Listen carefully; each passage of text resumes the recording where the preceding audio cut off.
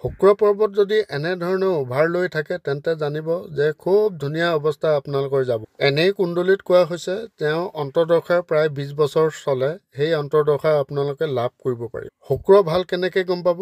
এই বুঢ়া আঙুলিৰ এই অঞ্চলটো যদি উঠি থাকে, খুব ধুনীয়া অৱস্থাত থাকে, কোনো ধৰণৰ দাগ ধব্বা থাকিব নালাগে, কোনো ৰেখা এনেধৰণৰ কাটা চিঙা থাকিব নালাগে, খুব ধুনীয়া অৱস্থাত আছে আপোনালোকে দেখা পাইছে। যেতিয়া শুক্ৰ ভাল হৈ থাকে তেতিয়া আপোনালোকে গম পাব যে মাটি, গাড়ী, জমিন, জায়দাদ, গাড়ী, বাংলা, লগতে পত্নীৰ সুখ আৰু নিজৰ ছেক্সুৱেলি লাইফক দৰ্শায় ভৌতিক সুখ গোটেইখিনিয়ে পাব।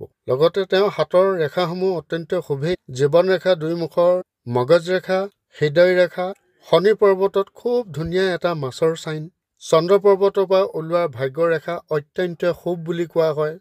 বুঢ়া আঙুলিত এনেধৰণৰ য়ৱবনা চকুৰ দৰে অত্যন্ত খুব ইণ্টেলিজেণ্ট প্ৰগতি